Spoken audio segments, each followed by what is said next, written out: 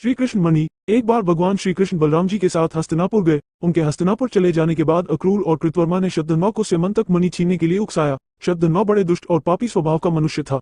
अक्रूर और कृतवर्मा के बहकाने पर उसने लोभवश सोई हुई सत्यजित को मौत के घाट उतार दिया और मणि लेकर वहां से चला गया। शतधन्वा द्वारा अपने पिता के मारे जाने का समाचार सुनकर सत्यभामा शोकातुर होकर रोने लगी। फिर भगवान श्री कृष्ण का स्मरण कर उसने ये प्रतिज्ञा की कि जब तक श्री कृष्ण शतधन्वा का वध नहीं कर देंगे वो अपने पिता का दाह संस्कार नहीं होने देगी। इसके बाद उसने हस्तिनापुर जाकर श्री कृष्ण को सारी घटना से अवगत कराया। वे उसी समय सत्यभामा और बलराम जी के साथ हस्तिनापुर से द्वारिका लौट आए। द्वारिका पहुंचकर उन्होंने शतधन्वा को बंदी बनाने का आदेश दे दिया। जब शतधन्वा को ज्ञात हुआ कि श्री कृष्ण ने उसे बंदी बनाने का आदेश दे दिया है तो वह भयभीत होकर कृतवर्मा और अक्रूर के पास गया और उनसे सहायता की प्रार्थना की, किंतु उन्होंने सहायता करने से इनकार कर दिया। तब उसने स्यमंतक मणि अक्रूर को सौंप दी और अश्व पर सवार होकर द्वारिका से भाग निकला। श्री कृष्ण और बलराम को उसके भागने की सूचना मिल चुकी थी, अतः उसका वध करने के लिए वे रथ पर सवार होकर उसका पीछा करने लगे। उन्हें पीछे आते देख शतधन्वा भयभीत होकर अश्व से कूद गया और पैदल ही घने वन की ओर दौड़ने लगा। तब श्री कृष्ण ने सुदर्शन चक्र से उसका मस्तक धड़ से अलग कर दिया। इस प्रकार दुष्ट शतधन्वा का वध कर उन्होंने सत्यभामा की प्रतिज्ञा पूर्ण की। शतधन्वा की मृत्यु का समाचार सुनकर कृतवर्मा और अक्रूर भयभीत होकर अपने परिवारों सहित द्वारिका से चले गए।